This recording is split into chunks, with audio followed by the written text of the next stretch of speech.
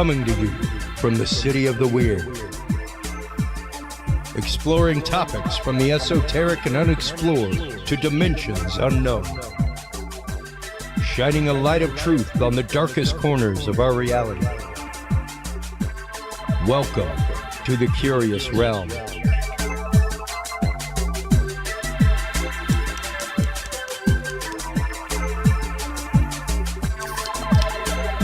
Well, hello everybody, and happy Tuesday night. Happy live Tuesday night. I love nothing more than live conversation. Our show is always new content. We've had a couple of pre-recorded episodes in the last week or so while I've been on the road for clients. But man, do we have an episode for you tonight. In the second part, we will be talking with Miss Melissa Cain about her experience of contact and how her CE5 contact led to her beginning the Contact Modalities Xpo, really a gathering of people who practice different modalities of contact, not only with UFOs and UAPs, but other dimensions, the other side in general, all kinds of things. So we will be discussing that with Melissa Cain in the second part of our show. In the first part of our show, we were very proud to welcome back our good friend, Bob Spearing. He is the Director of International Investigations for MUFON. He has been on the show numerous times, and we are having him on tonight to talk about really that we have not done anything really regarding the bombshell announcements from two presidents. One of them, I don't think really made an announcement. I think he just said an opinion on air, and we'll listen to that in a minute. But we'll get into that, all of the presidential UFO kerfuffle, folks, where it has come from, where it's sourced from, things like that. Welcome back to the show, Bob. How are you, my friend? I'm good. How are you, Chris? Doing great. And, I always love our conversations, Bob. Whenever you come on, we normally talk case files and things like that. But this is a topic that I think needs witness bared to it. I've seen a few things kind of covering some of the presidential stuff that's happened, but nobody has really dug deep into why this has been said, why now, things like that. So before we really get started with the clip that started it all from Obama, what do you make of the current situation, Bob, as far as disclosure and disclosure announcements forthcoming? I definitely sense that there's something going on, because it's no longer a small drip of information. It's sort of like the floodgates are open. But I am still cautious, because with all of those floodgates open, all of the whistleblowers behind closed doors, everything going on, the presidents, we still don't have any sort of disclosure. So is it all fluff? Is it some sort of misdirection? Sometimes I think that that's it, and that we're no closer to disclosure now than we were a couple of years ago. Yeah, and I am of the mind that a lot of this is very wag the dog, especially with it coming on the cusp of Venezuela and the overthrow there, on the cusp of Iran, even with everything going on with Cuba right now, where they're talking about basically a peaceful takeover of Cuba. We'll see if that happens, but it's interesting how these things are thrown up almost as distraction in that kind of way. Yep. I mean, we see this all the time. What I think one political party says, never waste an opportunity to use a good crisis, or whatever. So and like. But the people that are interested in UFO disclosure, I don't think are affected by Iran and Cuba and anything else that's going on, because they may care about that stuff, but they're zeroed in on disclosure. So even if, Obama or Trump came out and it only made page 16 of the newspapers, it would still be headline news for the UFO community. All right, for the people who really have a vested interest in knowing what aliens might be. Well, and it's interesting that you bring that up, Bob, because that's something that I bring up regularly with the UFO disclosure hearings. Whenever I've had you on, whenever we had our mutual good friend Earl Grey on every time one happened. You know, CJ Arabia comes on and talks about them whenever they occur. But those are not for us. These public hearings that are going on are not for the hardcore investigators. They are not for people who have been heads down in files for the last 20 years and doing field work, things like that, Bob, because we already know these things. Right. We're already well aware of these programs. For us, it's I would say even on a few fronts, still a point of vindication for much of the community. Mm-hmm. Yeah, I think that the congressional hearings to a large extent are fluff. I'd love to be in what they call the skiff, where they're actually telling these people what's really going on. And more curiously, why only certain members or entities from news media, such as the New York Times, it's almost like they're handpicked to be able to go into the skiff and learn things. Why not any journalist? Is if it's disclosure, or even if it's some sort of red herring operation, it's almost like I sense the New York Times may be getting an invite because they have a job to do for the government. Oh, most definitely. And I have said that since the second New York Times article that came out. The first one, which was, of course, Melissa Cain's beautiful piece about black budgets, black money, and UFOs. That was a beautiful piece between her and James Fox when that came out. But I think even more so was the article that came out all of a year or so ago that was like, oh no, the CIA and other alphabet agencies have fully used stories from within the UFO community as cover for their covert operations. Absolutely. Well, one of the people on our photo analysis team, Greg Sisko, he's a astrophotographer with us, and he makes that point a lot, that it's not what it seems. Yeah. It's and it's one of those. Why would you not use those stories as cover stories? They're very well, they've got what appear to be amazing credos behind them.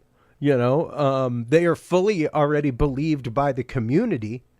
So it's not like you have to do a whole lot to push the paradigm forward in that kind of way. You know what I mean? Most of that hard intelligence work, as far as social engineering in that kind of way, is done for you. But Greg's point was that if you look at the food chain, it seems that the CIA is always at the top of whatever documents become uncovered over the years. CIA, underneath is Project Grudge, which some claim still exists, and then a whole bunch of other ones like Red Light to try to drive a crash retrieval, other types of projects that have been mentioned, Black Ops. The other interesting thing is that when Michael Schratt talks about black budget, he gets his audience on YouTube and that's about it. But when Melissa Cain talks about it, she gets worldwide attention. It's interesting to me who gets handpicked. That's the argument I keep trying to make. Well, and there is some truth to that, most definitely. Even whenever it comes to what media is allowed in the room, and I forget who it was that I was commenting on. They were mentioning something about that, and I was like, you have to be approved media just to be in that room. Right. And just because you're in that room doesn't mean you're one of the chosen few that actively gets to put your hand up and get to ask their question. Most of those are very placed in a very specific way. I mean, people forget, and I'll bring it up on screen here in just a minute, but in 2012, the Smith-Mundt Act was struck down, and that was literally the holding of that was the security with which the American public had to know that the government was not putting out disseminated messages through the news, that they weren't using the news to disseminate government propaganda. That was struck down in 2012. So I don't care which side of the political spectrum you belong on, red or blue. Let's look at this through a purple lens real quick. And the idea of, that was Obama's administration, folks. And it was shortly after that the announcement was also made that, government employees were being put into newsrooms to assure that approved messages were going out. Yep. So it's fascinating. So yeah, when you start talking about literal people like the New York Times, who when you get into things like Operation Mockingbird, stuff like that, where the CIA wanted to plant people in the world of journalism, to plant stories, to do these things, and to move society through the headlines. They were one of the outlets mentioned in said report. But our executive director, Dave McDonald, he always says, "How do you know that Project Mockingbird ever ended?" Yeah. And Yeah. No, and that's just it. It's one of those. It's been an ongoing concept, and it's been something that we talked about it at the 9/11 convention this last year. The fact that these things have been around for a long time. These concepts have been around for a long time. And when you start seeing things like, yes, the new government propaganda bill, right here from the ACLU, we created an office of anti-propaganda as though people still don't know that, wait a minute, isn't anti-propaganda still propaganda? I think that the approval rating for newspapers and radio and TV is like it's in the toilet right now because nobody trusts what they're saying. Yep. That's why UFO researchers and enthusiasts, we just keep plugging along no matter what the congressional hearings or President Obama say. It's like we know what we're looking for, and we just keep going. Well, and once again, these revelations, these congressional hearings, these meetings that are happening, these documents that are being culled together to be put out, most of those documents are already there. If you go and you dig and you give a FOIA request, and we can get into John Greenwald and how the Black Vault just utterly disappeared about 3 days after that announcement from President Trump. 13.8 million documents disappeared off his website. Yeah. And coincidence? That was within 72 hours of Trump's announcement saying that he wanted all documents called together. But that's just it. It's the fact of a lot of these documents are already declassified. He didn't call for the declassification of any new documents. He just said gather them all up and release them as one bulk mass. So that's awesome. Don't get me wrong. Like in a Library of Congress archival kind of way.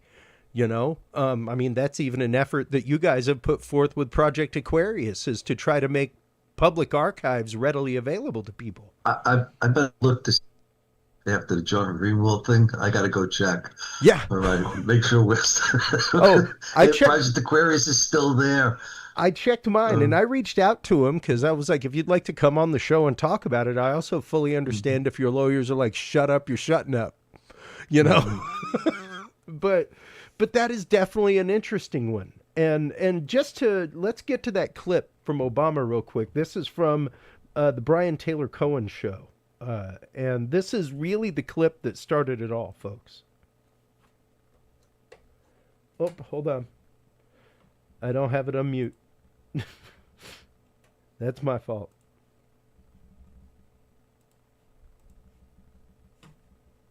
Let's try that again. I haven't seen them, and they're not being kept in what is it? Area 51. Area 51. There's no underground. So, and that was the one. Here we go again, just so we can hear the full clip. No? What? Are aliens real?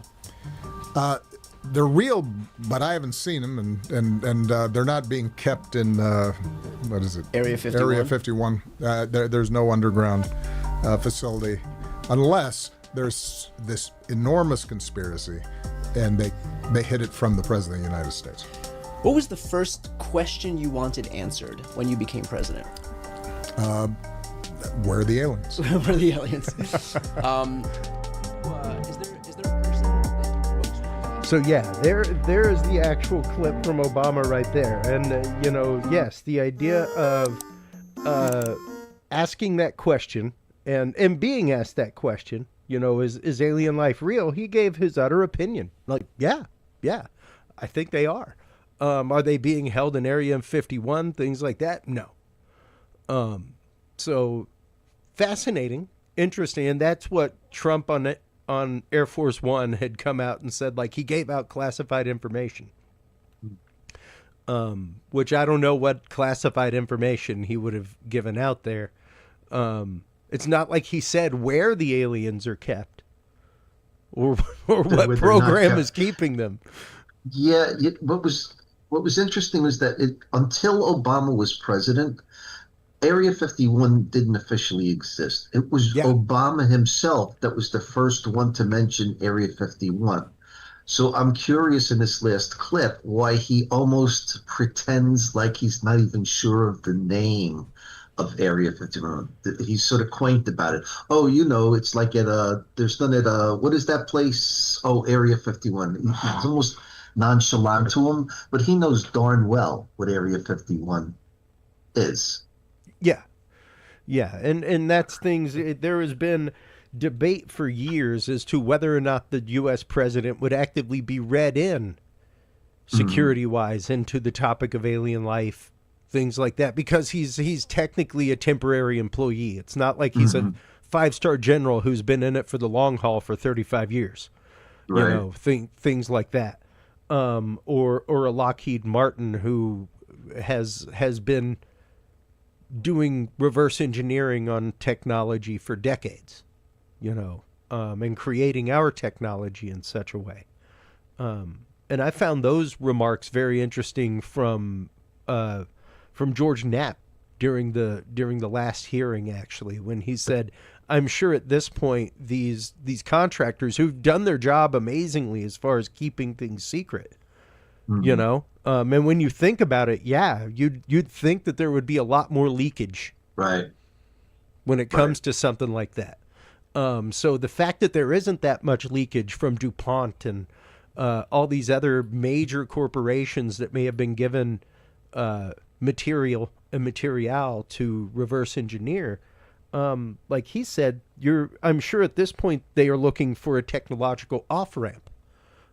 Because in isolation, you can only create so much, like you need healthy competition in science. That's how we got Have Blue and robots on Mars was competition, like open competition for radar absorption material, things like that. So the idea that these materials have been locked away in vaults where only certain people with certain credential can look at them, study them, see what their possible applications may be. Imagine what would happen if we could get BAE and DuPont and Lockheed Martin all together on the same project with the same material. Things would advance a whole lot faster, I'm sure.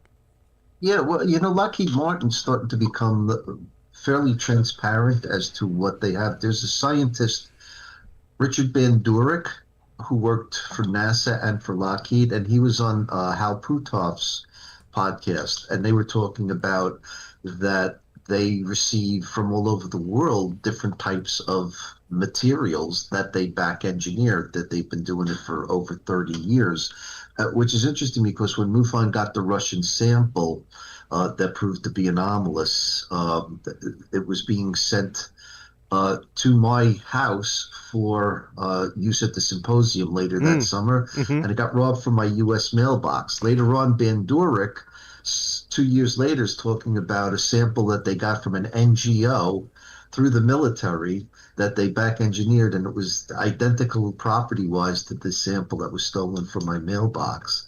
So I thought that was interesting. But the fact that Lockheed Martin would even let a scientist come on a podcast like Hal Puthoff's and talk about technology that they believe is from 200 to 300 years in the future, but they reverse engineered it, I think that was remarkable statements to make. Well, and that brings up a couple of different things there, Bob, whenever you're talking about material coming from the future.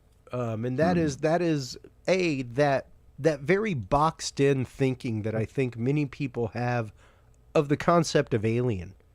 Before the show, we got to talking a little bit. We'll get into some of these extreme topics that are about to come about, because some of this has to do with what's going on once again in the Middle East right now. There were reports coming out just today from Huffington Post and other outlets where generals are saying that what is happening in Iran right now is the hand of God. And take that as you will, with whatever belief, faith you have, what have you. But at the same token, there is a large cadre of people, J.D. Vance, one of them, who are talking about UFOs being forces, spiritual forces working on the physical world.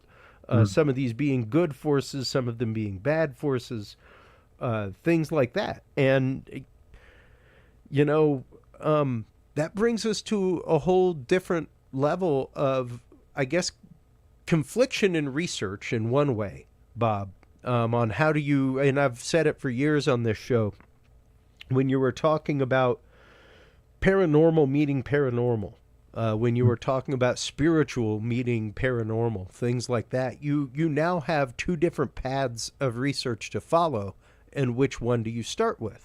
If you say that you saw a portal open and a Bigfoot walk out, and then the Bigfoot disappeared, well, do you start researching on the portal, or do you start researching on the Bigfoot? I'm a portals guy, so I already made my decision. Same here. Yeah. I know what you're talking about. There's a lot of stuff going on. And Valet called it like a control system. Maybe there's something going on in the background that's been here all along, non-human intelligence, and I've read hundreds of UFO books over the past 30 years, going back as far as like Harold T. Wilkins and stuff in the 50s. And the question was asked then, and what would happen if religions found out that there was aliens? And in some of these books from 60, 70 years ago, they're talking about that there were factions within the Pentagon, that some were for releasing the information, some were not, because it may be of a demonic origin. So again, in 2026, we're just getting a rehash of what people already suspected in 1955. Okay. Yeah. That's why I feel like we're in an endless game. They just keep regurgitating. Every few years, we'll have another congressional hearing and start from scratch and go in a skiff and not tell anybody what we talked about. And we'll do that again in 4 more years. If you go back to the NICAP newsletters of the 1960s, Congress was involved. Nothing's happened. Yeah, precisely. And there was the fact of all of a few years ago, 2016 to 27, NASA actively funded researchers at the Center of Theological Inquiry. And one of the topics, because yes, in the Brookings Institute report, we have those files on our knowledge vault. In the Brookings Institute report from 1955, it talks about, some of the possibilities of space travel, telecommunications, communications amongst the stars, weather modification, weaponization of space, all kinds of things. One of them was, what do we do if amongst examining things from beyond our solar system, we find that there is life, that there is something else? Right. And the exact instruction given by the Brookings Institute was tell no one. It would shake the foundations of belief. Right. Any time that knowledge like that has come to a smaller society, it tends to destroy the society and the way in which that society operates.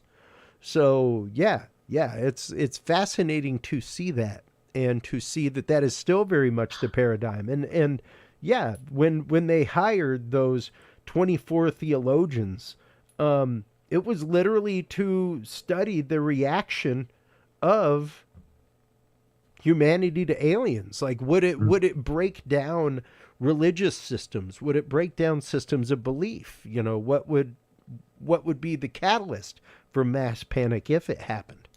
And the Catholic Church came out probably about 2011 or so and said that there is no conflict between the theologies of the church and alien life.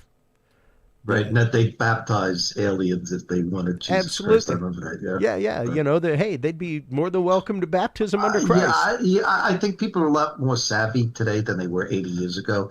I don't think society would fall apart. I think that people who still believe in Jesus or Muhammad or Buddha, whatever, they'll still believe it. All right, but and I think they know that if you want to get into Project Bluebeam with the fake alien invasion, all right, there's going to be people smart like us that say, hey, this is Project Bluebeam we're seeing in the sky. It ain't Jesus coming back. Yeah. But then you also have part of Bluebeam is there'll be internal messages to people's heads. And you wonder if Neuralink from Elon Musk would have something to do with that also. And then there's the more primitive third world countries where they see these images in the sky and, you know, it's going to make them think that their Messiah has come back. So, you know, maybe there's one half of the Pentagon doesn't want us to know, and the other side can't wait to do Project Bluebeam. Yeah. Well, and that was really somewhere on my shelf back here. I actually have the book for Project Bluebeam. But that's the part that so many people forget is not only the technology to fake an alien invasion, but if not an alien invasion, then it would be the second coming. The Messiah, yeah. You know, it was one or the other, or that people would assume that it's the Messiah because of the aliens.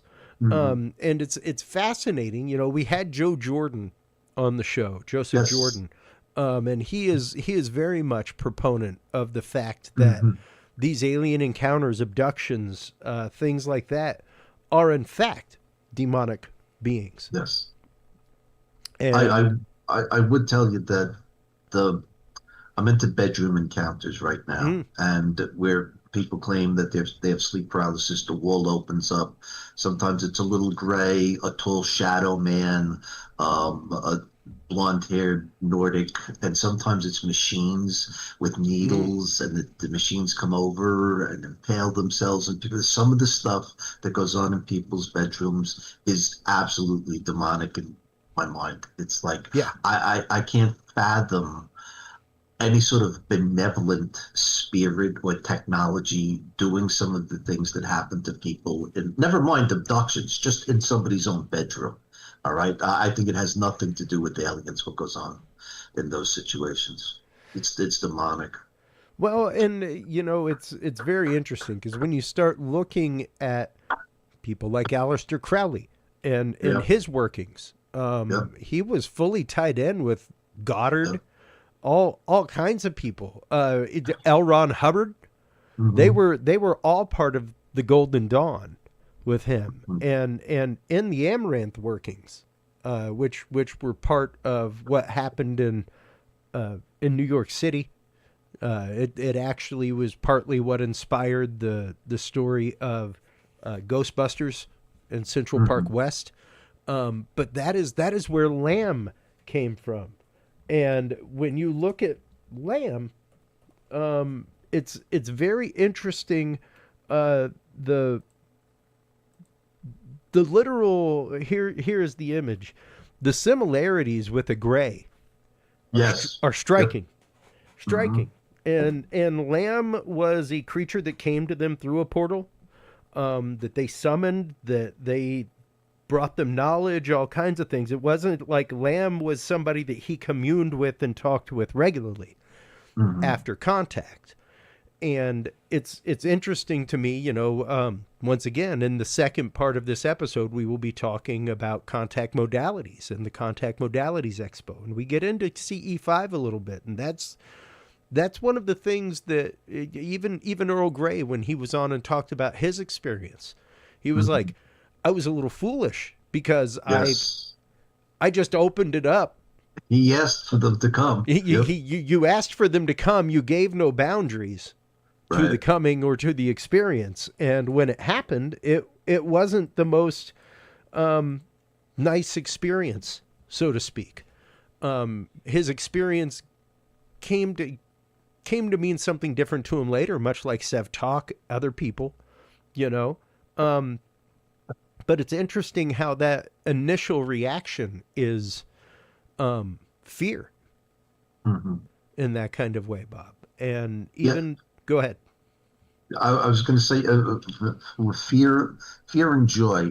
To me, the majority of cases I've explored seem to be negative, but there are positive ones. Yeah. And I just want to mention, we just did a small study at MUFON. When somebody has an experience, we ask them to fill out the experiencer questionnaire, and it's 25 questions. Does this run in your family? Have a craving for salt, that type of thing. There's 25 questions.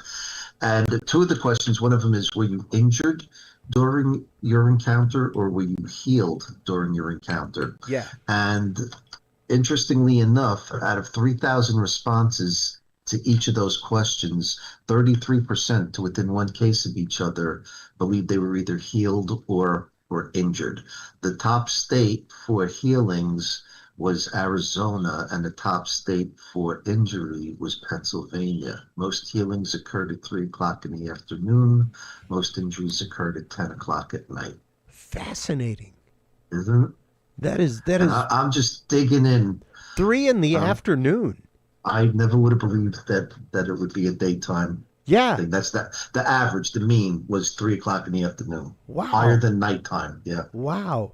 And once again, when you start looking at that, when you start considering especially that invitation, and that's something that we discuss all the time, whether it's paranormal investigation, even cryptid investigation, Bob, because I have a rote phrase that I say on the show and on stage. I believe that there is a large hominid creature roaming the woods of North America and beyond known as Sasquatch. But I think that there is also something else that is fully willing to use our consent for experience, our want of experience as consent to enter this realm in that kind of way. So be it that they're lying to us, deceiving us, whatever, we have openly said, we're here for an experience. Give it to us. Right. I will never do that. I will never, I don't. I like studying from afar. You know, I had two rather mundane UFO sightings in the sky. That was enough for me. All right, I'm not summoning anyone or anything. Well, but that's something that we have to consider. You know, is that there are a lot of people out there. Yes, a lot to the point that there are groups. Like the CE5 app and groups. There's a group right here in Austin that meets out near Enchanted Rock once a month. Things like that. Yeah, and I absolutely believe it's possible. I think that humans are like antennas. We're made out of chemicals and electricity. Absolutely. And I think that we can connect with other people's minds at a distance and whatever. So I absolutely believe that if you meditate and call some sort of entity, they will come. Yeah. Yeah, or that something will come. Yeah. Something will Maybe attach you think itself. It's grandma, but it's not grandma. Well, and that's just it. You know, that's even in paranormal investigation, things like that. That's one reason why I won't have a Ouija board in my house. Because it's really it's with the tool. It's about the intent as well. You know, right. and even if your intent is good, your intent is to contact the other side in that kind of way. And really that's a question of, should you though? Right. You know, like even as I hold a crystal in my hand saying that, Bob, should you though? You know, like, should that be something that you're actively doing?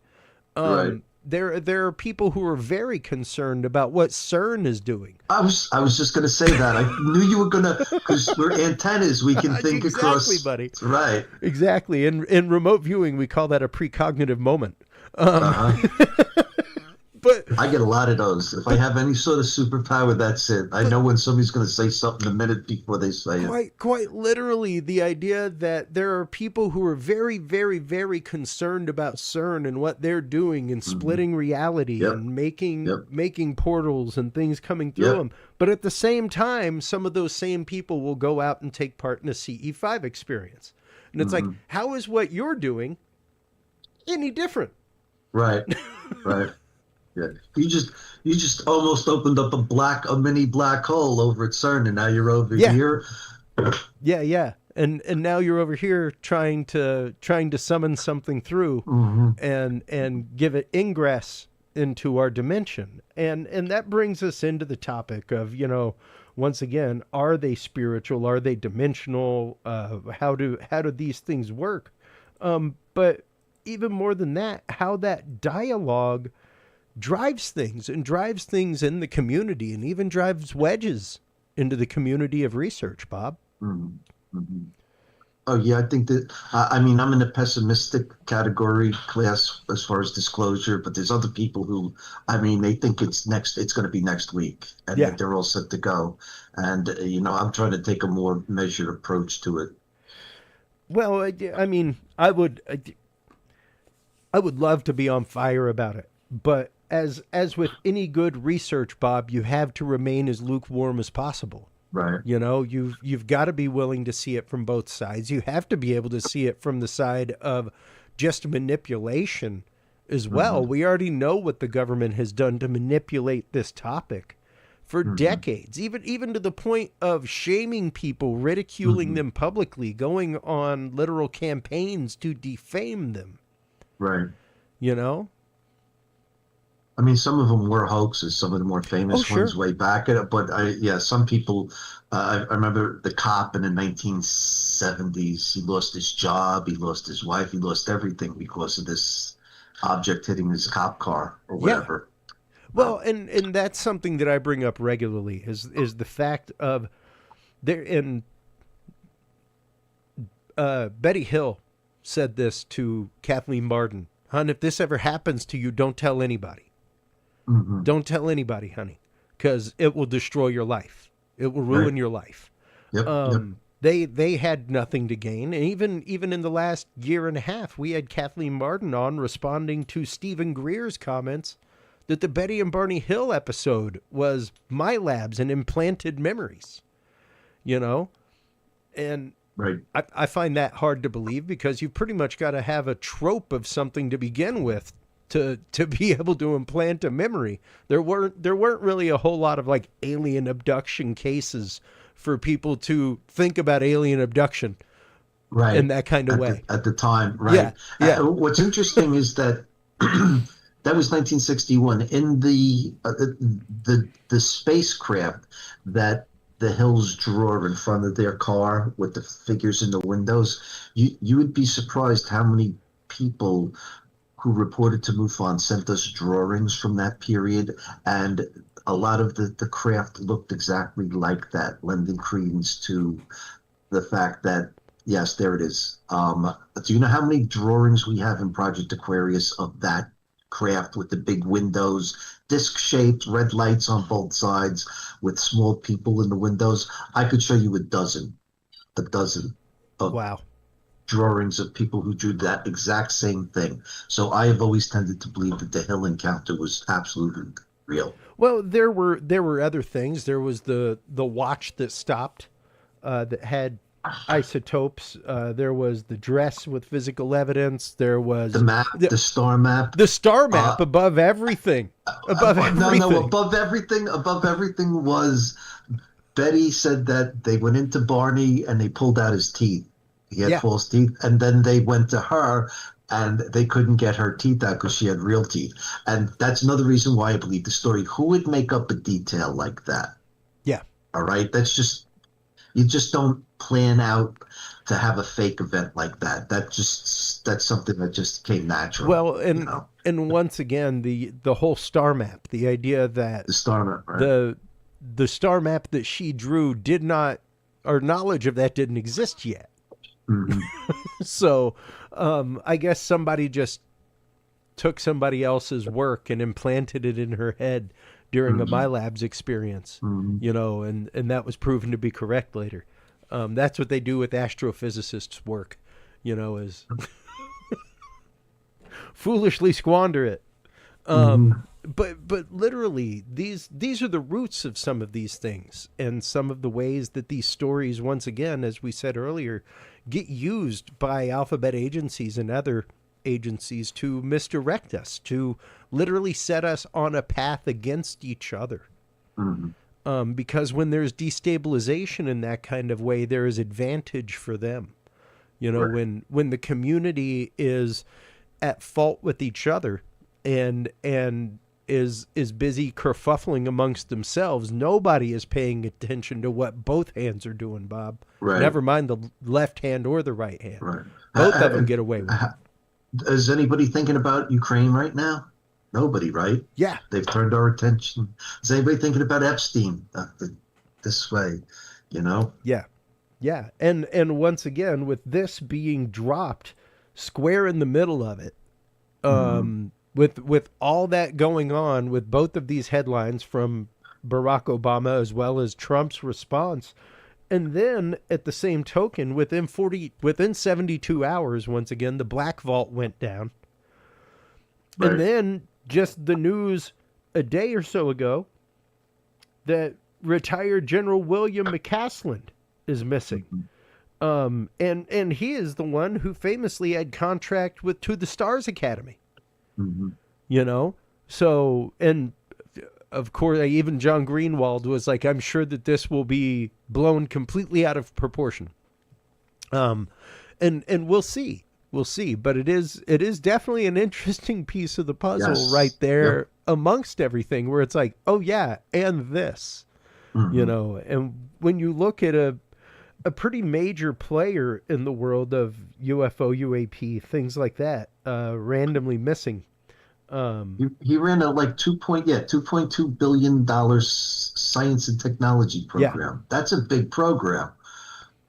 And at Wright Patterson, which is, Right. of course, And when one of the- Obama says that they had nothing at Area 51 in underground bunkers, did he could have also said, and there's nothing at Wright-Patterson either at underground bunkers. So where are the aliens? I mean, I could tell you a handful of Air Force bases that we have reports from Holloman to Norton to Kirtland to Wright-Patterson Yep. to Homestead, where Jackie Gleason went with President Nixon. I mean, there's definitely a list of hangars where a lot of these craft are stored. And if Obama's saying, oh, well, there's nothing at Area 51 in underground bunkers, that doesn't mean it's not happening somewhere else. I also don't believe that it was a coordinated thing with Trump and Obama to help lead to, No. all right?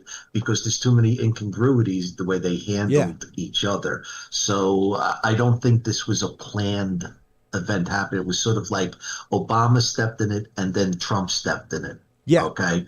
And I wonder if that's why, if Trump worried that he didn't break top secret information by answering a reporter, and so he decided he'll just release all the UFO stuff so that he can be impeached again for releasing classified information because he released it as president, if you follow that train of thought.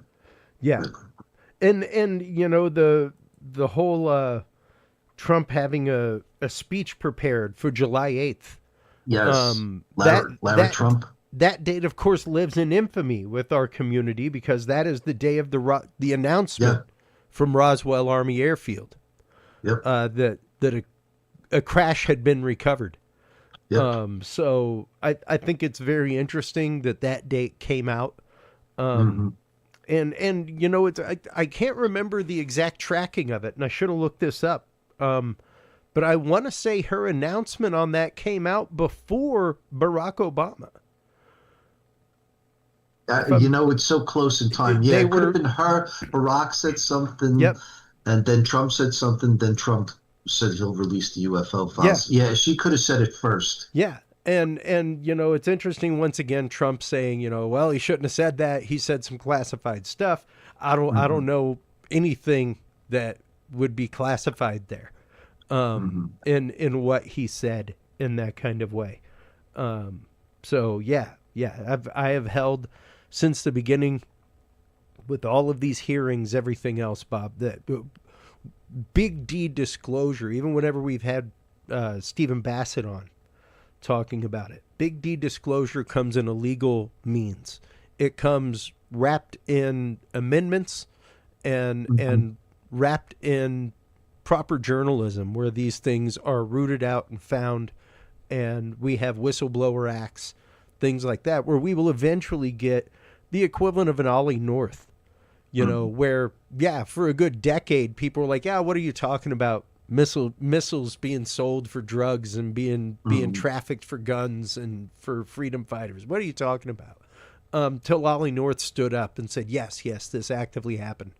We sold drugs for the CIA and bought weapons with them and armed Contras to try to take over a government. Things like that. So we know these things happen. It's very rare that any of the alphabet agencies are taken before Congress and not found to be lying later. It's literally their jobs. It's what we pay them to do.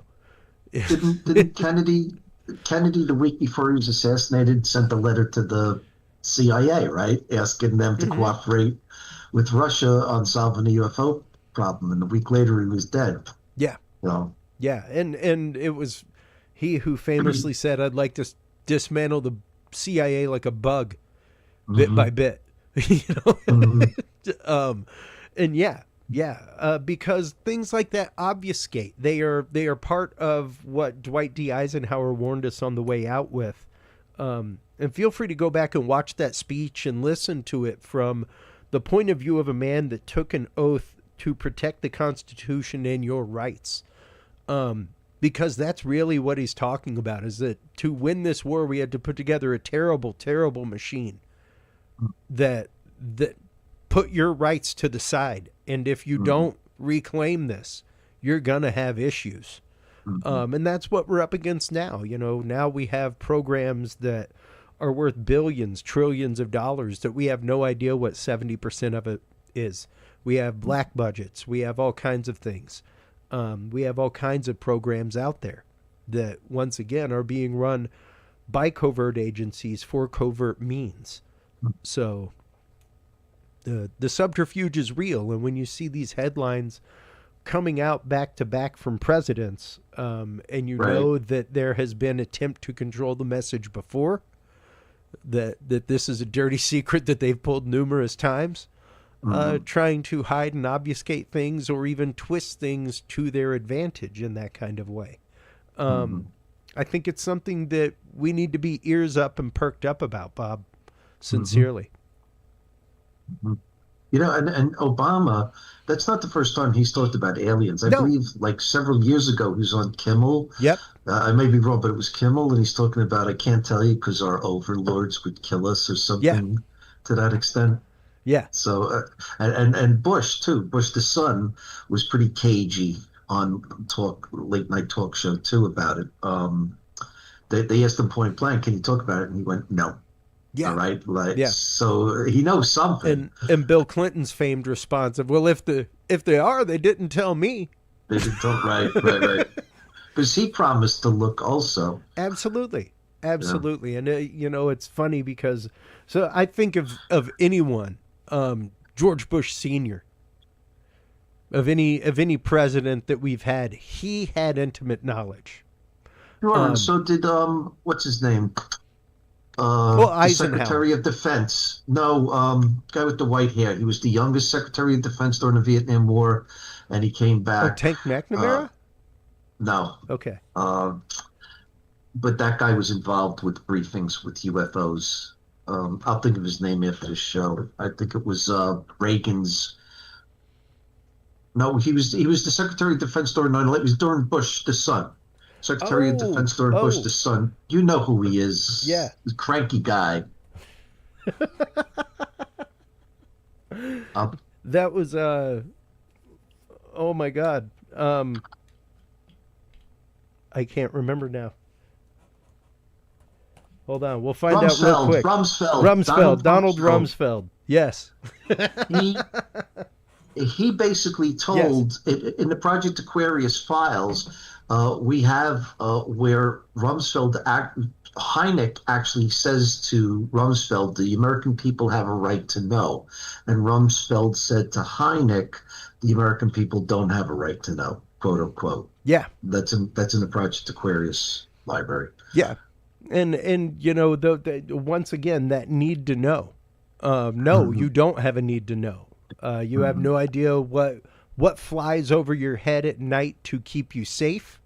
all kinds of things. And that's something that we bring up regularly with our security contractor, Mike Turber, who I'm sure is more than busy right now exfiltrating people from Iran. But the X-37B, the unmanned space plane that we have, when we first heard about it, it landed from an 18-month mission. It had been flying over our heads on a top secret mission for 18 months. When you start, over my shoulder is the operator's manual for the space shuttle. And when you start looking at all of the STS missions and the number of them that are classified DOD, classified DOD, classified DOD, like they got their instructions when they were in orbit. Right. Aside from like, this is the ascension point that you're going to in the sky, and this is where you're going to rendezvous. Right. Everything else was given to them once they got into orbit through secure communication. I absolutely believe Space Force existed before Trump named it. I think we've had Space Force for years.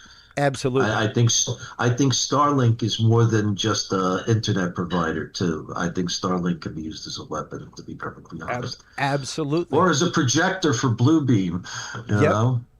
Yeah. So. No, there's all kinds of things like that, Bob, and that's just it, is when you start looking, and we talk about a lot of these technologies. We have a lot of the patents for these technologies on our website, in our knowledge vault. Just so we can be like, no, there it is. Right.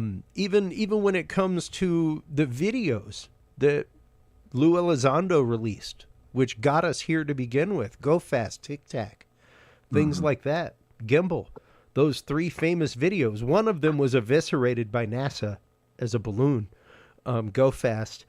The others, it's one of those, there is a full-on laser pod infrared chaff system that can create a target that can be seen on infrared camera, larger than a plane, moving faster than a plane, so that, putting out a different heat signature bigger than a plane, so that guided missiles go to that and blow up instead of to the actual airplane. So I think it's like very 21st century chaff. Yeah. From World War II. I think it's very, very interesting that all of the videos that we have are from forward-looking infrared pods. When the ones that like Corbell with the jellyfish and all of those, they're always from the same point of view. Yes, I agree. Yeah. Another interesting thing is with the story that came out, I think it was the fellow who directed Age of Disclosure. Didn't he also say several months ago that there was going to be a big announcement coming from the president about UFOs? Yep. And if so, why is he privileged to know that? Why that particular guy? All right. Why Lou Elizondo? Chris Mellon, interestingly enough, is back in the news today. And so I looked him up, and it's like you find out that him and Avi Loeb, and they're all part of the Discovery Foundation and the Soul Foundation, looking for, funding. And I'm saying, are we being gaslighted by people just looking to, get their pet projects done? It's like they're making a career out of UFOs, it seems like to me, even though they may have nothing. It's very interesting, and that is part of my actual talk. Let's spend the last few minutes here talking about this year's symposium, Bob, because this year's symposium is literally how the conversation of UFOs, UAPs, and research into them is affecting society, and how these ripples spill over into society. And I think it's very interesting to see the way that people from outside the community, people like my father, who whenever he sees the hearings, like, well, why are we wasting all our time in Congress talking about these little green men? What do you do? Well, much like Iran-Contra, Dad, if this gentleman is saying that his job was to follow trails of money, and when he followed the trail of money, that they slammed the door in his face. And if you found out, like, let's just say that you owned a McDonald's, and you found out that for the last 35 years, longer than that, with the UFO UAP topic. But let's just say for the last 35 years, you found out your general manager has been shoving $100 in his pocket every week for 35 years. Would you want to do something about it? Or would you just let him keep shoving $100 in his pocket every week? Because at some point we have to come to the accountability. At some point we have to find where the purse strings go and choke people out with them, Bob. That's the only way you stop black budgets is with purse strings. Yeah, but Congress, I don't has the spine to do anything really. No matter who's running, no matter which party's running the country, Congress can't find a bathroom. Yeah, you know. So well, you're not wrong about that. And when it comes to especially folks like Lou Elizondo, I'm a big fan of Lou. I hope one day to meet him. I think we all have, much like Stephen Greer may have lost his way, but I think we all owe a tip of the hat to Stephen Greer and his work with the first press club meetings that happened, things like that. Has he lost his way a bit with things like maybe the Boogosphere, maybe, mummies, all kinds of things? right. Sure. Is he now making some very divisive statements within the community? Yes. Same with Lou Elizondo. He is a security professional whose job it was to obscure and obfuscate information. That was his job. He held a security clearance. When he released those 3 videos, they were not cleared for media release. They were cleared for interdepartmental release. So it was very interesting to begin with how 3 videos made it onto the media. And he still kept security clearances. He was still able to get on the board of To the Stars Academy. He was still able to secure government contract. And now he is out speaking and has images from his, quote, vetted sources that are fully not images. One of them is a chandelier in the window of a hotel. And one of them was like a crop formation, circular crop formation. Yeah, crop irrigation. Why would he do that? Would he do that? Would he, after all of this, is he that stupid, or is he being told to do that? Exactly. And you have to be willing to call that into question. You have to be willing, because and I asked that of our contractor, Mike Turber, that comes on. At what point do you stop vetting the information from your vetted source? At what point do you trust them implicitly with whatever they give you? And you may not be the one intentionally doing it. You're just trusting them implicitly. And they're the ones being used as the pry bar against you in the communities. So, yeah, there's all kinds of very fascinating dynamic with this, Bob, and the way that things have been handled and the way that things have come out and the way that announcements have been made. And in the very preemptive way of there's a speech ready. Yes. Not like we're busy writing a speech and gathering things. And July 8th. Yes, Roswell, right? Yeah. Interesting. So it'll be fascinating, and I'll be there over July 4th weekend in Roswell, actually. So we'll see what comes of that, Bob. We'll have to follow up on that and see if anything comes from the July 8th announcement. Yes. Yep. So, well, before we let you go, thank you so much for the candid conversation as always. It's fantastic catching up with you, talking about these things. Let everybody know where they can go to follow your work as Director of International Investigations for MUFON, where people can go to put in their report, and where they can go to find out more about the upcoming symposium over the weekend of March 28th this year in Covington, Kentucky. August 28th. You said... Oh, did I say October? No, I thought you said March. Oh, no. March, August. Yeah. August 28th. Yep. Yeah. So MUFON, largest UFO organization in the world, at the top of our MUFON.com front page. You can file a UFO report or report an abduction or non-human experience, and a field investigator will get back to you. If you've had an experience, we have an entire experience or resource team who will reach out to you after your field investigator has taken your report. Joining MUFON is easy. For as little as $6 per month, you can get our beautiful monthly magazine, access to our 145,000 case database, And we have different membership levels. With some enhanced level, you get MUFON television. And for a little bit more money, you can train to become a field investigator, which is the most worthwhile thing I've ever done. We have 4,000 members, 700 field investigators, and we have our annual symposium this August 28th in Covington, Kentucky, right across the river from Cincinnati. Also coming out this year, Ron James, our media director's new movie, Accidental Truth Next, comes out next month. And also MUFON is moving to a new 21st century database called Andrus with real-time alert systems sometimes this summer. So thank you, Chris, for letting me get that all out.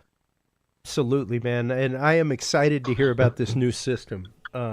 We definitely need to talk about that some more at some point. I'll let you know. Well, thank you so much again for your time tonight, Bob.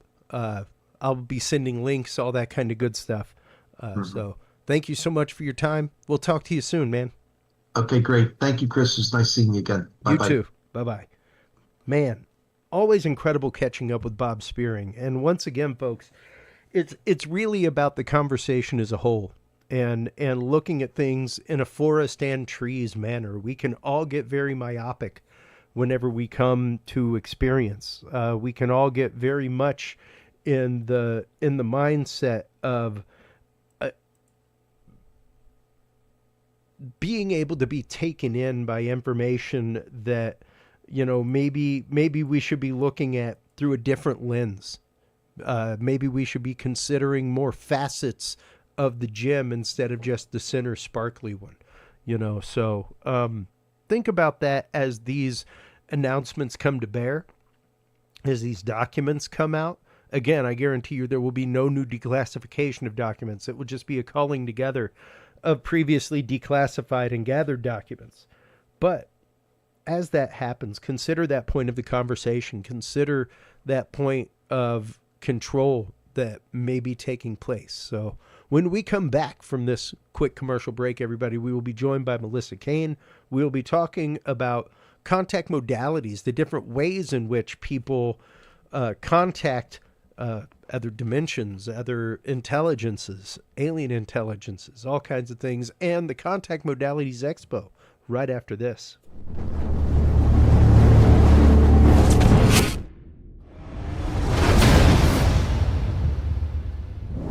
The key to good science is good research. At the heart of good research is a good data set. With the field observation and encounter log from Curious Research, you can easily keep track of your investigative information all in one place, making it easier to review cases and readily see comparisons and contrasts between them. Whether out in the woods squatching, in a back room gathering EVPs, or using high-tech gear to track UFO, UAP activity, this easy-to-carry, pocket-sized scientific data log is the perfect companion for any field researcher. You can find your copy of the Curious Research Field Observation and Encounter Log at Amazon.com or visit the official Curious Realm store at curiousrealm.com/store to reserve your copy for yourself, your family, or a mind that you want to open. That website again is curiousrealm.com/store.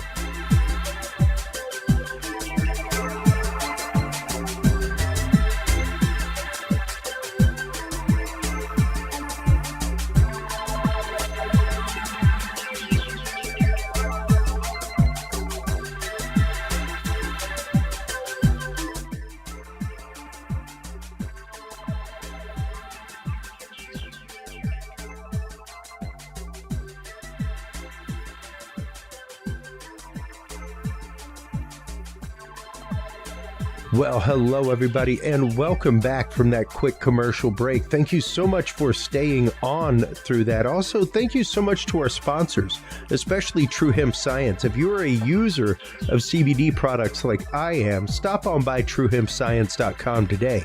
Christopher Lynch and True Hemp Science use a spagyric process where they use every part of the hemp plant, everything from the seeds, the stems, the roots, the buds, the leaves.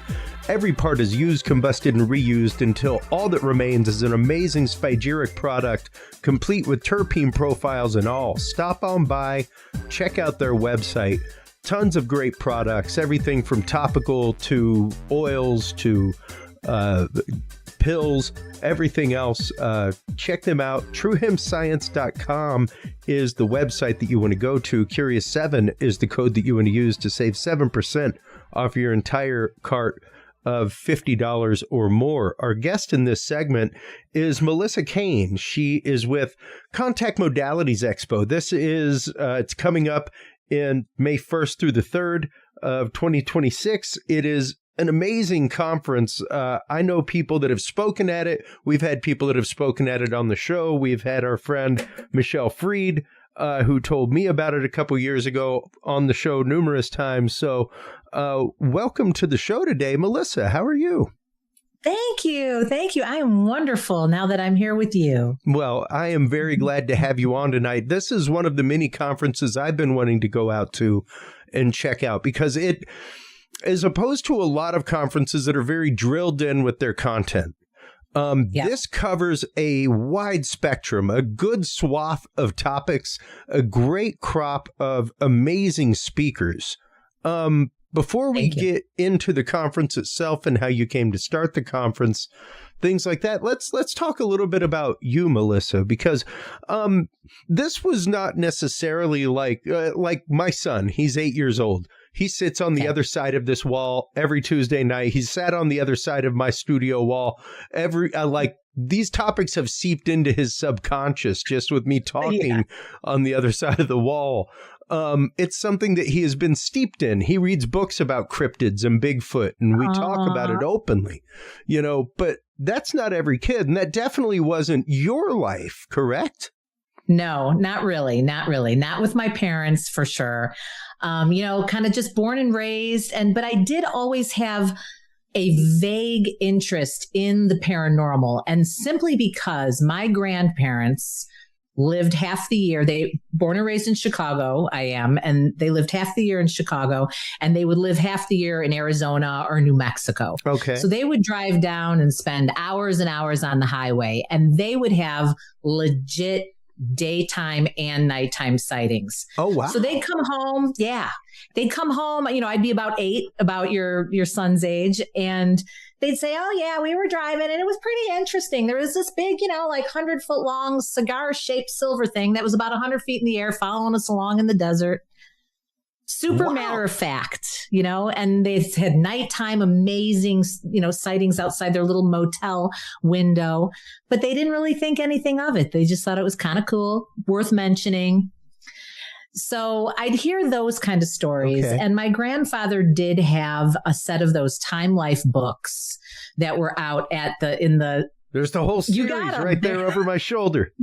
That's them. So they were always right there on the shelf above the encyclopedias, So I would just go through and look at these amazing pictures and ESP and see the pyramids and Loch Ness Monster. So I was interested in that kind of stuff. And it was a little different than my girlfriends I grew up with, because they were all interested in kind of girl things. And I was interested in the girl things too, but I always had that kind of little edge into UFOs and stuff like that. But other than that, unlike your son, who has you talking about it, constantly, and everything that you do revolves around this subject matter, no, not at all. Just that vague.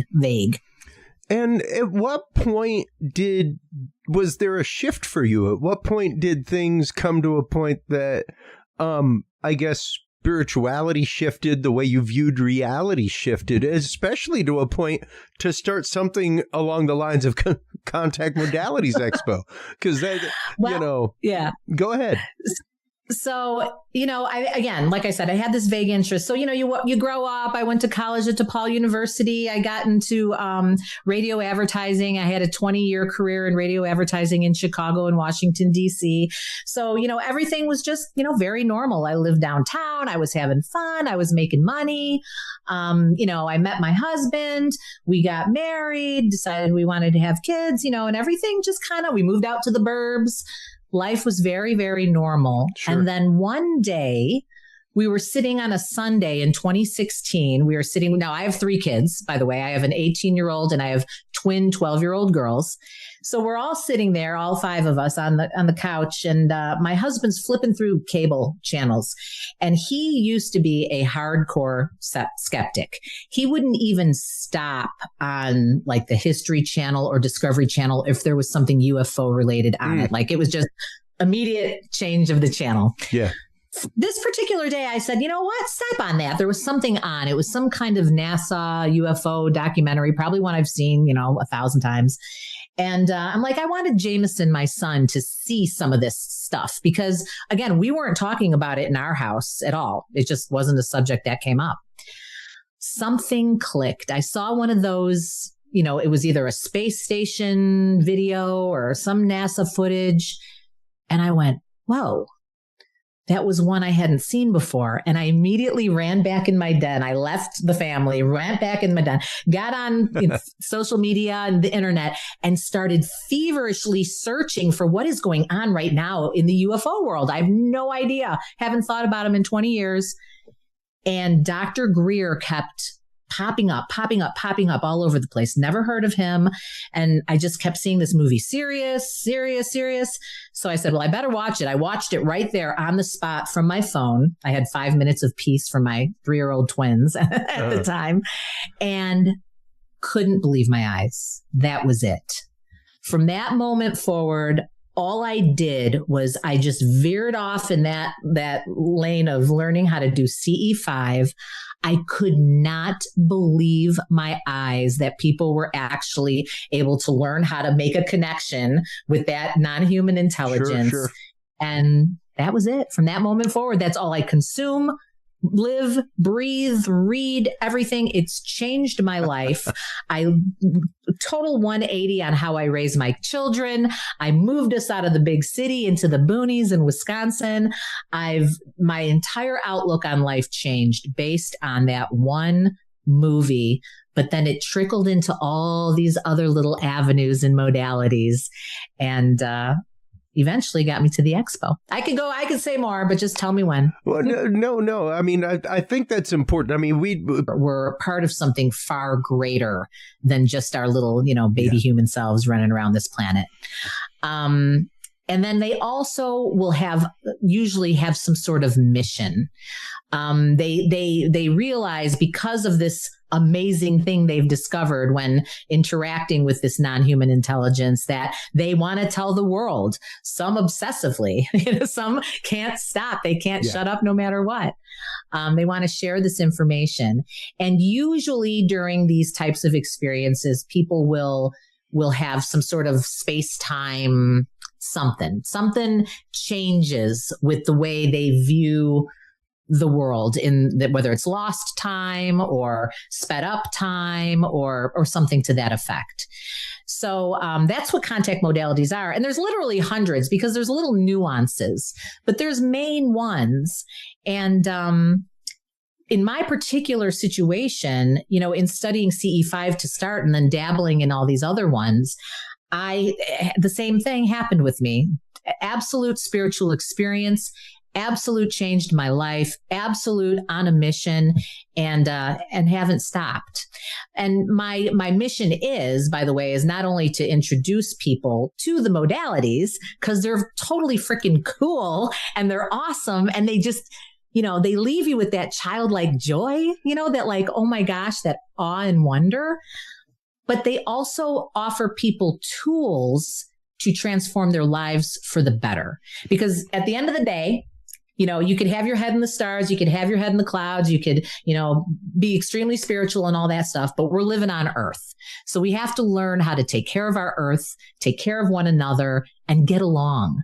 And if some of these tools help people do that, with their relationships or their jobs or, whatever, then that's all I could ever ask. Yeah. Yeah. And with that, how important is it? Because there's one thing to finding a modality. There's one thing because, like you're saying, many people come across their modality through an experience that they've had. It's literally a catalyzing point in their life. Yep. how important is the participation in that modality once it's been found?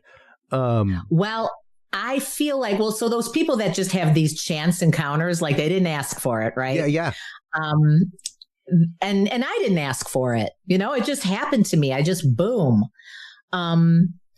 The initial reaction, especially, if you're just looking at the UFO, UAP phenomena, is terror. They're terrified because what they've taught and what they've been, what's been beaten into their head their entire lives is completely gone out the window at that point.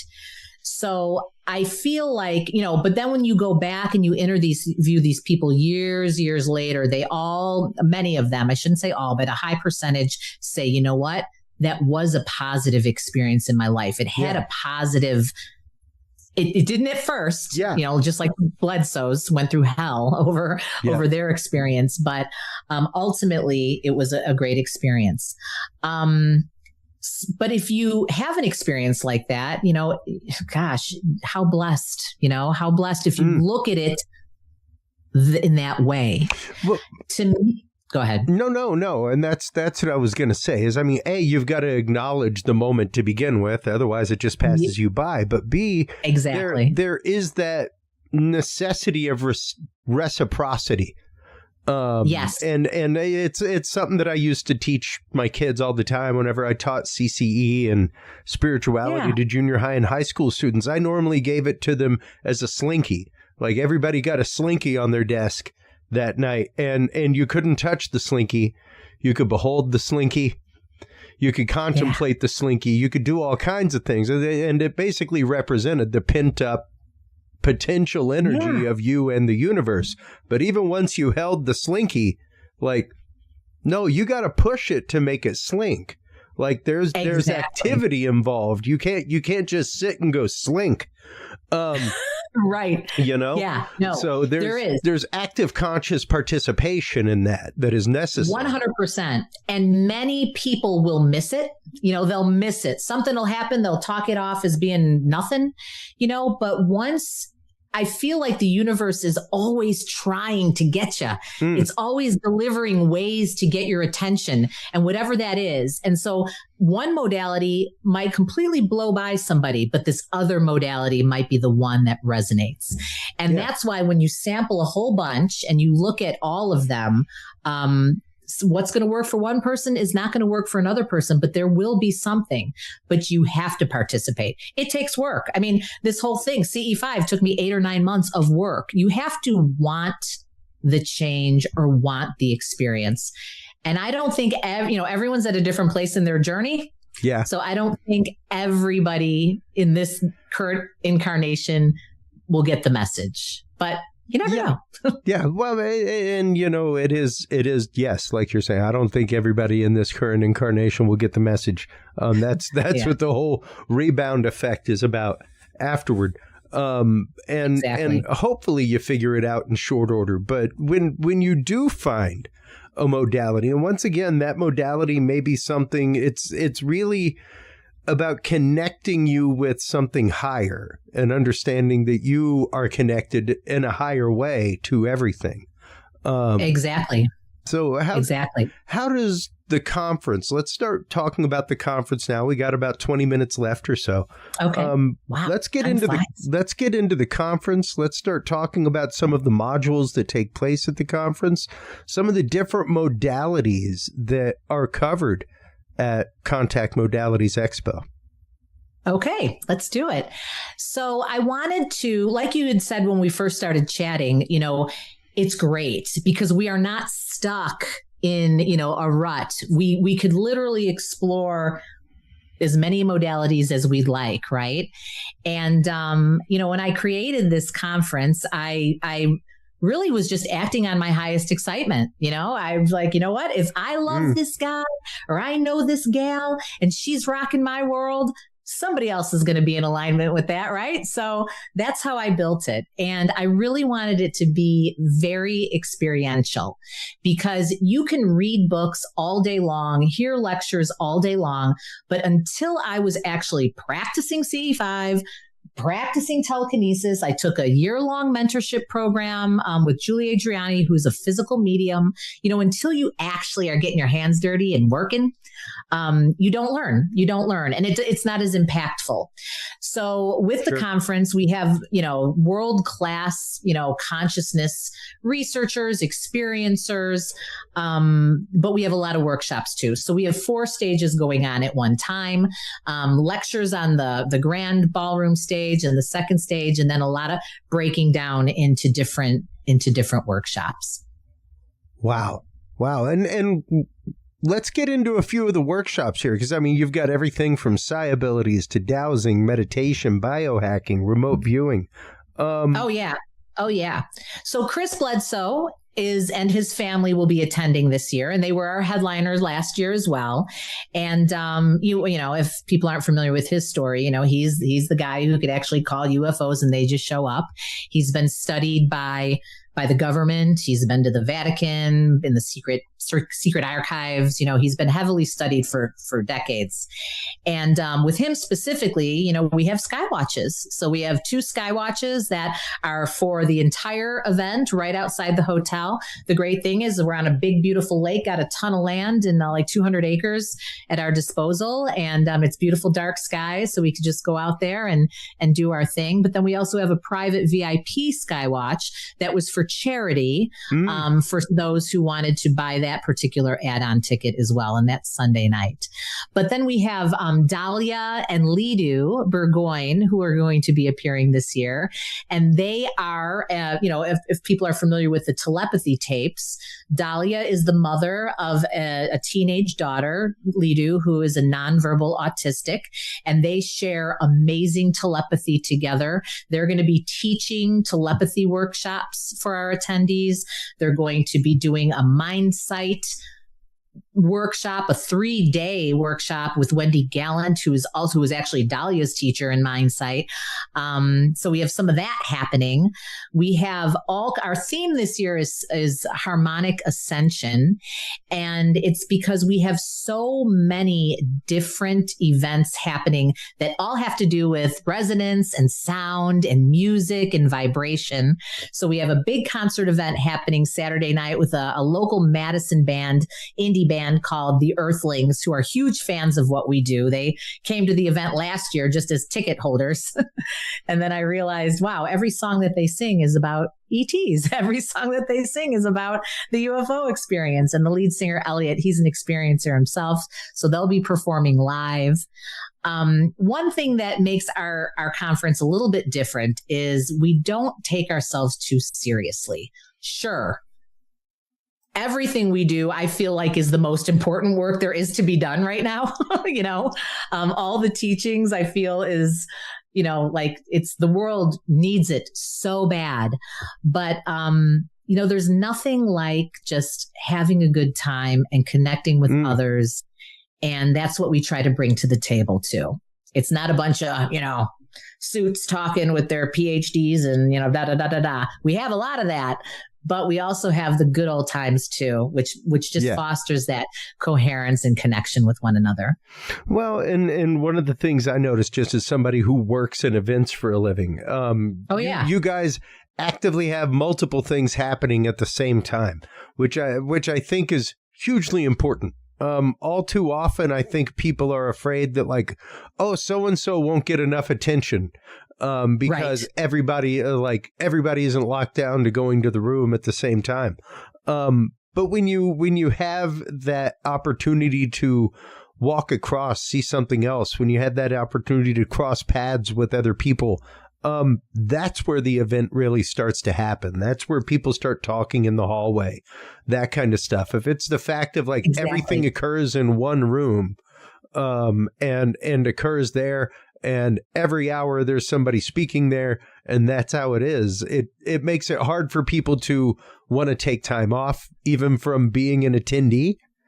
True. And go see vendors, to go see other things, to go even just have that decompressive camaraderie in between events during the day. You're absolutely right. And this year, because of that, and we had multiple stages last year too, our first year in 2025, but we added an additional stage for 2026 because of that reason. Yeah. We have something that's called the Liminal Lounge. And what it is it's just an extra space that is a gathering area where people can sit and chill and do exactly what you just said, connect with one another, talk to one another. We're having some of our vendors in there too, but we're going to have, there's going to be a little happy hour every day for mocktails or cocktails. We have solo performances going on in the Liminal Lounge every day. So nice. And just one, like Emily Bledsoe, she's a holistic voice coach, Chris Bledsoe's daughter. Yep. She's going to be singing with her Monroe Sound Science playing in the background one day. We have a thereminist playing from Milwaukee who builds them, and does he build them? Anyway, he plays them. He's been playing them forever. And then we also have another solo performance by Elliot, who's just amazing talent. And it'll just be a very casual spot where people can connect if they have time, because there's so many great things going on. People map their stuff out in advance usually. Yeah. And that's just it. Being able to see the conference schedule beforehand, being able to see what all those presenters are about. You really do get to plan things out in that kind of way, as opposed to having everything crammed in on top of each other where you feel like you can't step away as an attendee. Exactly. You got to be able to. And it's about choice too. I want to introduce people to dip their toe in a variety of things. So I want them to have a smorgasbord, if you will, of things that they can try out and see what works, see what resonates. Now, when it comes to the show, how long has the show been going on, and how has the evolution been going for you? Because I know it can be really tough planning such an event. It's one of those, you're planning the next year's event before the 1 year in is not even over. Already. Right. But how has the growth been? How has it been received by the various communities that take part in it? So received. I mean, last year was our first year and it was amazing. It was just, it couldn't have gone any better. Just a little snafus, no big deal. Sure. But the feedback, I couldn't get over it. I just felt like people were getting paid to come up to me to thank me. I'm like, is someone telling these people to do this? This is so weird. And then I realized they're truly grateful. I mean, they were so grateful of the energy. There's no walls. It's the presenters, it's the attendees, and it's the staff. There's no, VIP rooms or backstages or any of these things where, you can't access them. Everyone was one big happy family. And post-conference, I had people say, your conference, I bought my first house, or I decided to go on my own and do my own thing, in my job. Or there was a lot of inspiration that came just from being there and seeing what's possible. And that was, that's everything to me, and that's exactly what I hope to accomplish. Some people that didn't know anything about this and they were like, I just wanted to go just cause, and then boom, their whole world just opened wide. Yeah.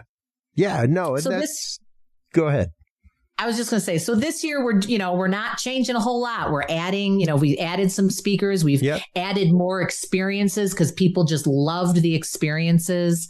We're doing it at the same place, which is just a gorgeous, sprawling resort that's just beautiful. It's just a really nice place to stay. It's not, like you're, Ramada Inn or, it's just a really beautiful place to spend 3 days.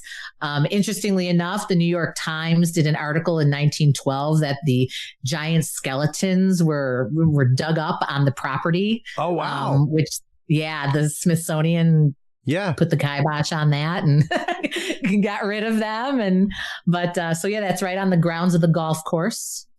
So, it's a special place anyway, just because of that. Well, and even that makes a difference because you get to learn how to grow a little bit better without the pain of trying to have the same kind of experience in a different location. That can be very, very hard to replicate. whenever it comes to locale, that kind of stuff. And it's one of those, if you worked well with House, if House worked well with you, if everybody enjoyed their experience and there's room to grow on the property, that's the best thing to do always. So good on you for doing so. That's great. Yeah. It was great. And, it's a really nice location. It's about an hour and 15 minutes from Chicago's O'Hare Airport. It's about 40 minutes from the Milwaukee Airport, 60 minutes from Madison. So it's really easy to get to. And people just have a lot of room to spread out and enjoy. Yeah, there it is. Wow. What an incredible piece of property. And especially whenever you're talking about meditation, things like that is a fantastic and prime location to be in for such things. Now, how long is the expo? How long are tracks at the expo? How can people go about getting involved with the expo? Well, it's 3 days long. So it starts at 9 a.m. on May 1st and it ends at about 7 p.m. on May 3rd.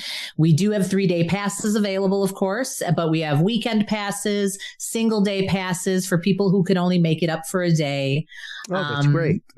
Oh, yeah. Yeah. We break it up because we understand, some people only want to go to see one thing. I hope they hang out and check out some of the other things that we have happening on that particular day if they just go one day. But the majority of the people take advantage of the 3-day pass because there's just so much.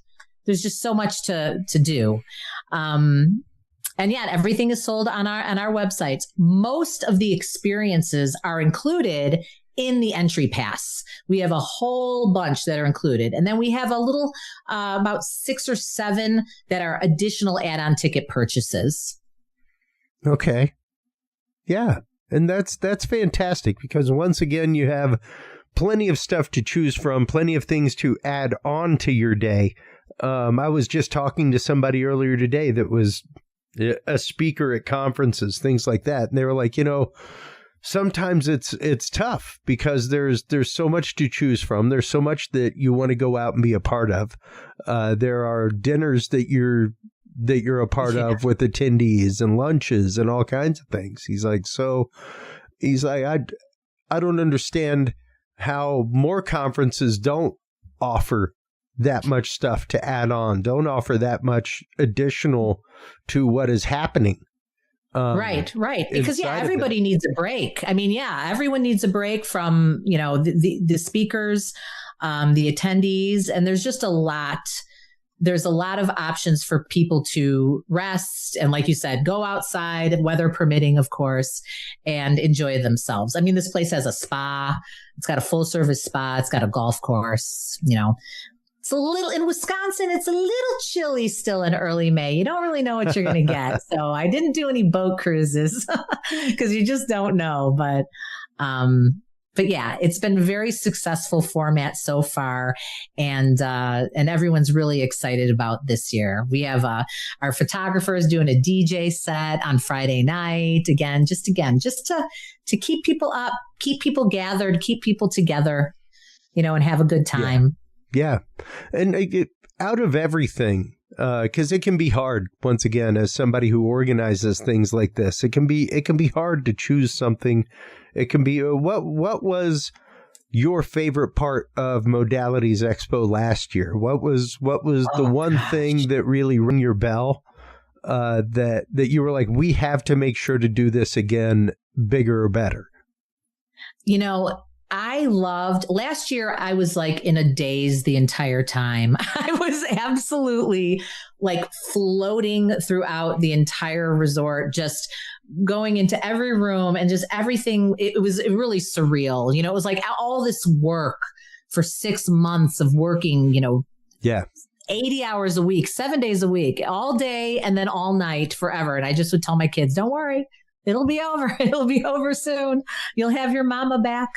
But, I can't really pinpoint one thing except for when we did our Between Two Burning Trees fireside chat with Jimmy Church and Chris Bledsoe. And everybody was in there just listening to Chris. You could hear a pin drop. It was so emotional just hearing him in just such a relaxed fashion. It wasn't a presentation, it was just two people sitting in two chairs having a conversation. You felt like you were peering into a private conversation. And it was just really moving, and it was really emotional for everybody. And we were all hanging on every word, and it was beautiful. So, of course, we're doing that again in the same type of format. And we're having 2 this year, and we're having Chris Jr., Chris's son, speak, and Emily speak about their perspective of what they went through, because Chris Jr. was with Chris Sr. at their initial Contact event in 2007 as just a teenager. And it was terrifying. And he's had a really rough road getting to where he is today. And hearing him speak of his, because he's just starting to come out and talk now, it's really going to be incredible. Yeah. And especially seeing that kind of resonance with the audience, that kind of resonance with the attendees with such an event. It's nice to see that happens. That's what it's about. So, and that's what I tell people, because I'm, once again, working in events for a living. It's people like, what are the events that you go to outside of this? Like most of what I go to are like algorithm companies and things like that. And I'm like, it is far different. While there is community and talking amongst people and things like that, it's very much a point of camaraderie and sharing stories and sharing experience and finding people who are sharing experience amongst everybody. It's fantastic to see every conference that I go to like that, where exactly, that's it. And that's what it's about. It is about your inner world and how you express to the outer world and the people around you. And, you hear this all the time. It sounds cliche, but it's true. You find your people at these things. And because a lot of times people can't talk about it. I'm very lucky. My husband's come a long way. He used to be a skeptic. Now he's kind of a skeptic, but he's always been really supportive. But I know that a lot of people don't have that. Yeah. They don't have the support from their communities around them. So when you're able to connect, it means the world. Yeah, no, absolutely. And that's just it. Even my wife comes with me to some of the conferences that I go to, and she's normally working the table while I'm interviewing people, things like that. And she's like, the stories that these experiencers have and their willingness to share them is amazing and beautiful. And she is very much a skeptic, about all this stuff.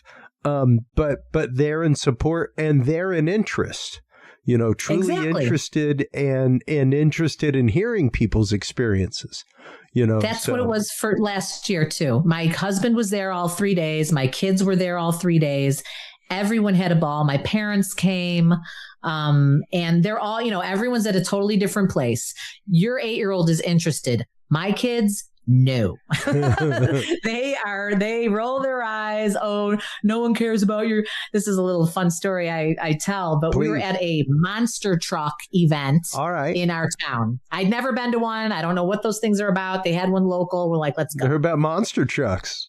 So I figured, let's just go. It's right here, right in our backyard. Let's just go to the gosh darn. We're sitting outside and it's 7:00 at night. It's like September, and right in front of our face. So now I am, these orbs show up for me just, unannounced all the time, constantly. Wow. I don't have to do CE5 anymore. They just come. So here we are sitting there looking out in front, and one big, beautiful, it's dusk, and a beautiful bright orb, definitely not a plane, not a helicopter, nothing. It is an orb, the way they always operate with me. And my kids have seen them a million times, and my husband's seen them a million times.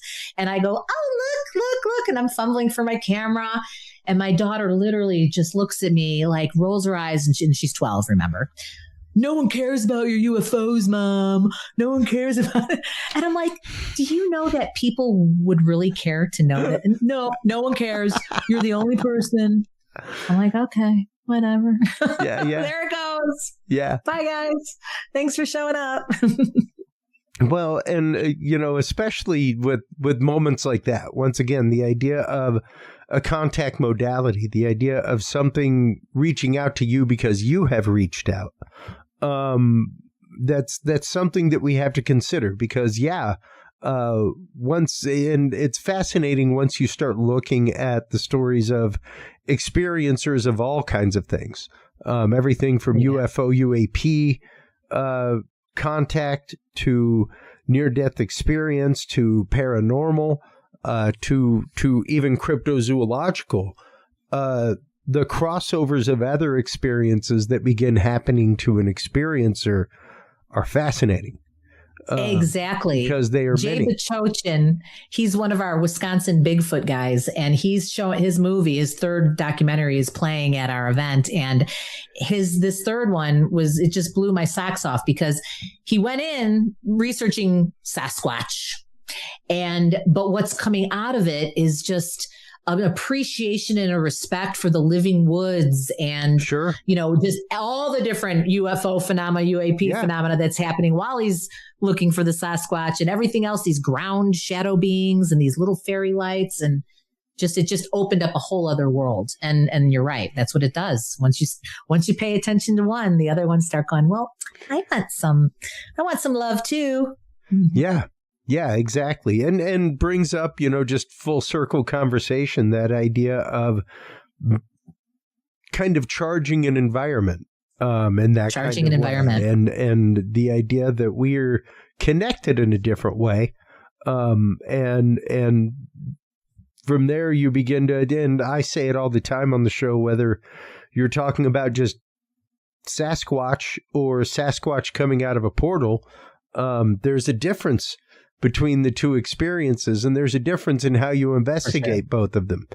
For sure. With just a Sasquatch, you're talking about just looking for trace evidence of something. Yeah, if you're talking about evidence, a Sasquatch in a portal or a Sasquatch in orbs, now you're talking about two different phenomena occurring simultaneously, or one being the source of the other. And how do you begin to, like, you think you have a problem with the Sasquatch? Right. How do you begin quantifying the portal? Yeah. And I'm not saying that the experiences don't happen. No, I'm just saying that you have a different scientific challenge when it comes to gathering data. For sure. And that's always been the challenge with all of this phenomena forever. So I'm glad people like you who have that wherewithal to just do it, and you're just diligent and you just do it to the best you can with the scientific method. And because it's so important. Even with this, though, Melissa, even with something like Contact Modalities Expo, to show these different disciplines, and this is something that I laud Hakeem Isler for, the founder of Side Games, because it's one of those, and this is something we talk about regularly on the show, the idea that science doesn't like to look at things because science likes to categorize. And if you throw everything into the catch-all Kleenex bin called paranormal, they don't want to look at any of it. Because you aren't acknowledging the fact that it's not a Kleenex. Kleenex is a brand name in one type of tissue.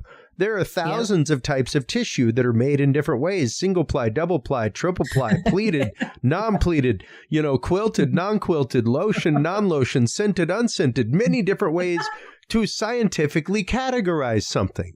And when you have that categorization, now you have definition. And when you have definition, now you have a boundary with which to investigate. But without these definitions, without a separation of modality, you just have one overarching phenomena. And you aren't making a differentiation between things. You aren't saying that there's a difference between, and normally where people start to get it is when I'm like, well, there's a difference between a haunting and a poltergeist, right? Oh, well, absolutely. Right. It's like, well, for sure, but yeah, it's like, exactly. So you can't just say it's a haunted location. Right. That is saying paranormal. That leaves it in the same category and in the same place that most people don't want to go because there is uncomfortably no definition for them. And that's even people outside of the communities. That's even family members who aren't familiar with experience, all kinds of things. It's a big, big, nebulous, scary topic, man.